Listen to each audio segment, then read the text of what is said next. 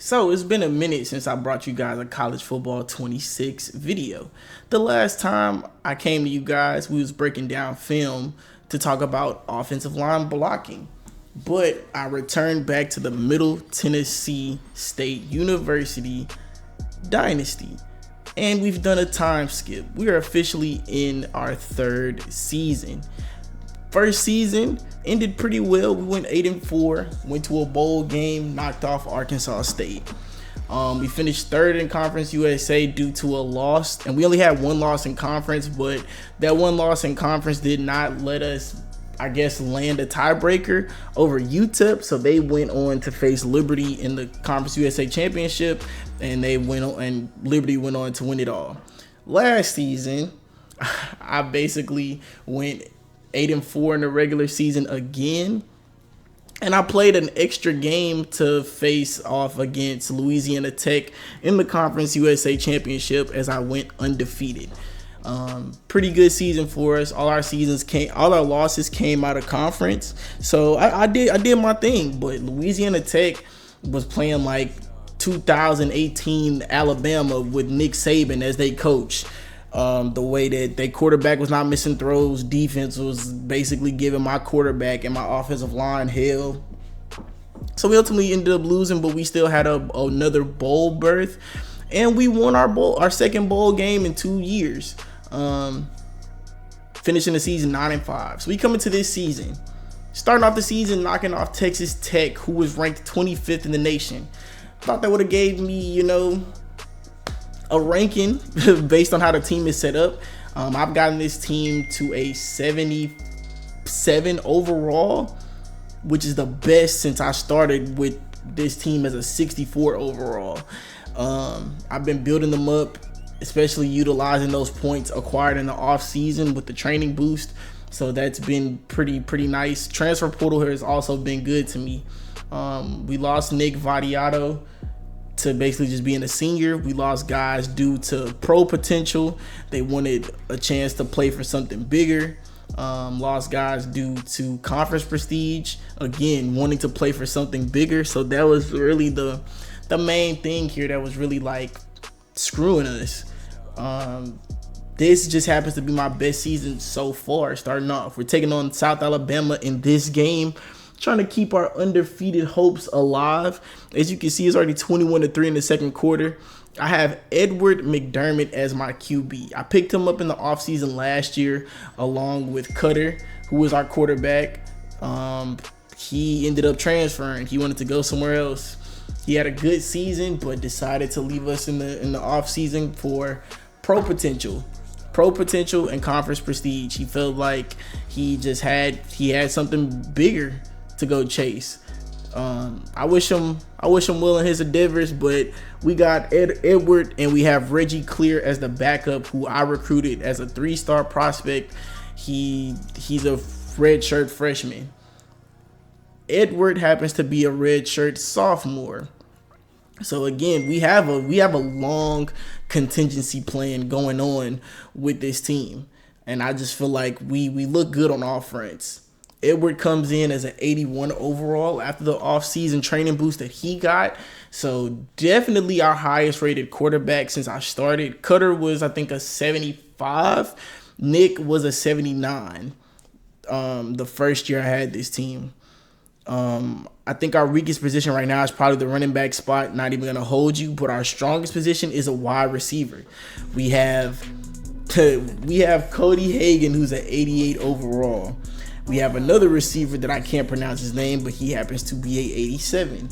And then the star of this game, DeMarcus Vaughn, happens to be an 85. And then Cameron Lacey, who just caught a touchdown pass, I think is an 81. I don't know overalls off rip, but this team offensively, we're scary. I think we could compete with the best of them. The main thing that I have trouble with is my defense.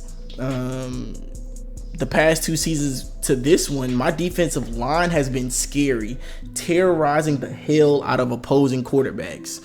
This season is not really that much of QB pressures going on.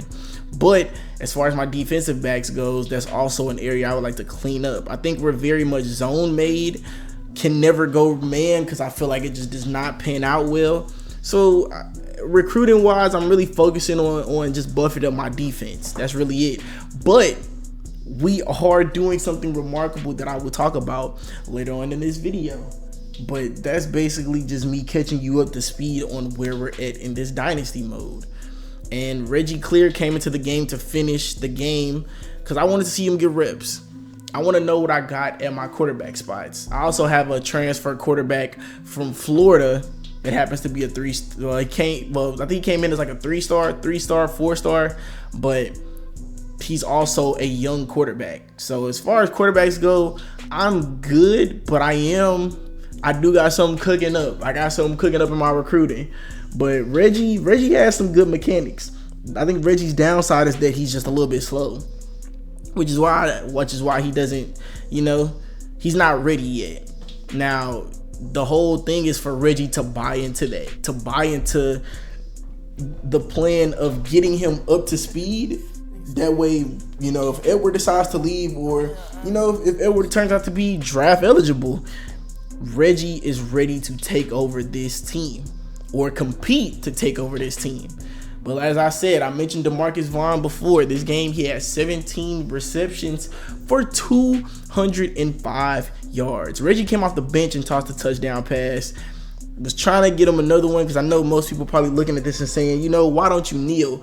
I wanted to make a statement. Once I seen that we wasn't ranked after we beat Texas Tech, who is a Big 12 team that was ranked in the top 25. They came into the game 1-1, but they were still ranked. I had to put up as many points as possible. Only gave up one touchdown in this game, and it was really off of a pick six that Reggie threw. Again, learning experience. But as you can see, we dominated on all fronts. It's only one quarter we did not score double digits, and that was the first. DeMarcus Vaughn gets player of the game, 17 catches, 200 plus yards receiving. He was just open. Hands was lethal. He was just open. Even got a head tap earlier in the game. Now, going over to our recruiting, we have something cooking up. Obviously, with a smaller school, I've been swinging for 3 stars, 2 stars.